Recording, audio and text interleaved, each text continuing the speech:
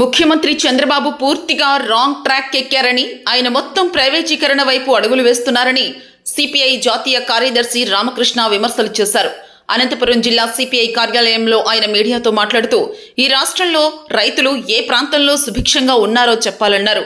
అరటి రైతులు నిలువున నష్టపోతుంటే ప్రభుత్వం ఏం చేస్తోందని నిలదీశారు. చంద్రబాబు సొంత జిల్లాలో రైతులు దివాలా తీసే పరిస్థితి వచ్చిందన్నారు. అధికారంలోకి చంద్రబాబు అజెండా మారిపోయిందని, మెడికల్ కళాశాలలను ప్రైవేటు వ్యక్తులు 200 కోట్లు ఖర్చు పెట్టి ఉచితంగా ఎలా నిర్వహిస్తారని ప్రశ్నించారు. ఇప్పటికే విద్యా వ్యవస్థను నారాయణ, చైతన్యలకు అప్పచెప్పారని, ఇప్పుడు వైద్య విద్యను కూడా ప్రైవేటు వ్యక్తులకు ఇచ్చేందుకు ప్రయత్నిస్తున్నారన్నారు.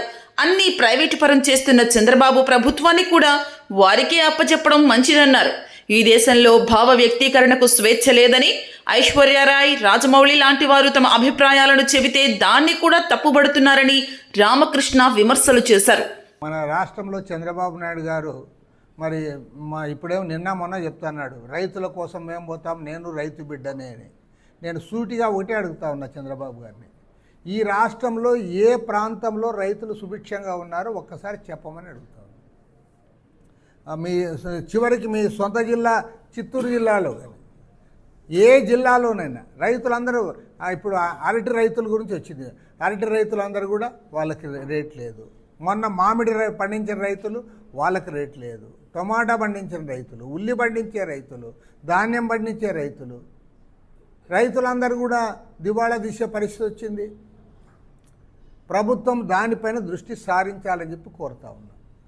మీరు మీ అజెండా మారిపోయింది. అధికారంలోకి రాకముందు మీ అజెండా ఒకటి ఉంది, సంక్షేమ అజెండా అన్నారు, కొన్ని సంక్షేమ కార్యక్రమాలు చేశారు, దాన్ని మేము కూడా వెల్కమ్ చెప్పాము.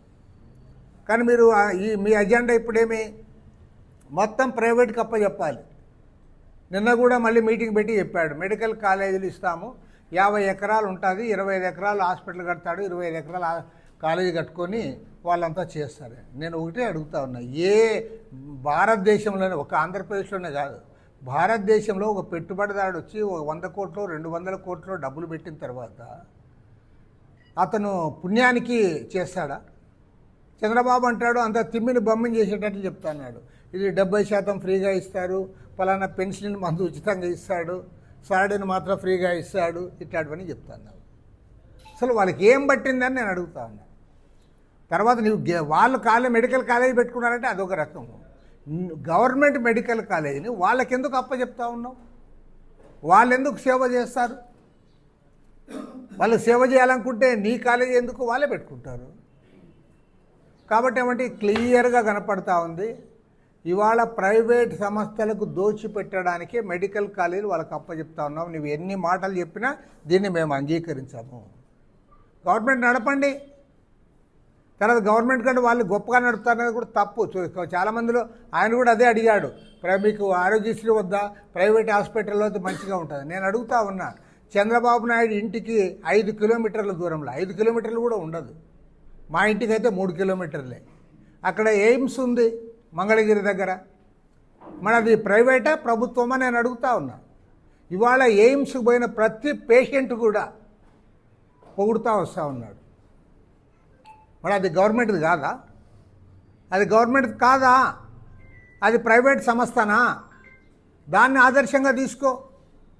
ఆ రకంగా నువ్వు ఇచ్చేయాలి. కానీ నేను ఒక మెడికల్ కాలేజీలు వాళ్ళకి అప్పచెప్తా, ఇంజనీరింగ్ కాలేజీలు ఆల్రెడీ ఇచ్చేసాం, ఇంటర్మీడియట్ అంతా వాళ్ళకి చైతన్య, నారాయణ వాళ్ళకి ఇచ్చేసాం, ఇంకా ప్రైమరీ ఎడ్యుకేషన్లో 70% వాళ్ళ చేతుల్లోకి పోయింది. యూనివర్సిటీలు అన్నీ కూడా వాళ్ళ చేతుల్లోనే ఉన్నాయి. ఇప్పుడు మన యూనివర్సిటీలు అన్నీ బంద్ పెట్టారు. ఇక్కడ ఎవరు టీచర్స్ ఉండరు, స్టూడెంట్స్ చేరరు, ఎవరు ఉండరు. టూరిజం వాళ్ళ 22 వాళ్ళవి ఉంటే హోటల్స్, అవి కూడా ప్రైవేట్కి ఇస్తూ ఉన్నావు. టోటల్గా ప్రైవేటైజేషన్ చేసిన తర్వాత నీవు ఏమి పరిపాలన చేయాలనుకున్నావు చెప్పమని అడుగుతా ఉన్నా. పైగా నువ్వు కార్మికులను నిందిస్తూ ఉన్నావు. ఇవాళ భారతదేశంలోనే టాటా స్టీల్ కంటే కూడా బ్రాండ్ ఇమేజ్ ఉన్న స్టీల్ ఏదంటే వైజాగ్ స్టీల్. అది విశాఖ స్టీల్ అంటేనే బ్రాండ్ ఇమేజ్. వాళ్ళని అంటావు, నువ్వు వాళ్ళు పని చేయకుండా జీతాలు ఇస్తారా మీకు అంటావు. పని చేయకపోతే నువ్వు పోయి ఉత్పత్తి చేసావు, అక్కడ ఎవరు చేసావు? వాళ్ళకి అవార్డ్స్ ఎవరు ఇచ్చారు? నీవే చెప్పావు దాన్ని కాపాడే బాధ్యత నేను తీసుకుంటానని. ఇవాళ వాళ్ళు పని చేయరు అంటావు. పని చేయకపోతే వాళ్ళని కాపాడే బాధ్యత నీవెందుకు తీసుకున్నావు? ఆ 11,000 కోట్ల రూపాయలు ఎందుకు సెంట్రల్ గవర్నమెంట్ ఇప్పించావు? కాబట్టి ఏమంటే చంద్రబాబు నాయుడు గారు పక్కా రాంగ్ ట్రాక్ ఎక్కాడు. ప్రైవేటైజేషన్ వైపు ఆయన మొత్తం అడుగులు పడతా ఉన్నాయి. కానీ వాళ్ళు ప్రైవేట్ వాళ్ళు బాగా చేసినట్లు గవర్నమెంట్ కూడా ప్రైవేట్కి ఇచ్చేయండి. గవర్నమెంట్ మీరు నడిపేది అలా, గవర్నమెంట్ కూడా వాళ్ళే నడుపుతారు. కాబట్టి ఏమంటే దీన్ని పూర్తిగా ఖండిస్తూ ఉన్నాం. రాష్ట్ర వ్యాప్తంగానే కాదు, దేశవ్యాప్తంగా ఈ సమస్యలపైన ఇవాళ పోరాటానికి సమాయత్తమవుతూ ఉన్నాం. రేపు 24వ తేదీ ఢిల్లీలో మా పార్టీ జాతీయ కార్యదర్శి వర్గ సమావేశం జరుగుతూ ఉంది. 24 తర్వాత దేశవ్యాప్తంగా పోరాటాలకు ఇతర వామపక్షాలను ప్రజాతంత్ర పార్టీలతో కలిసి పెద్ద ఎత్తున ఉద్యమానికి సమాయత్తమవుతా ఉన్నాం.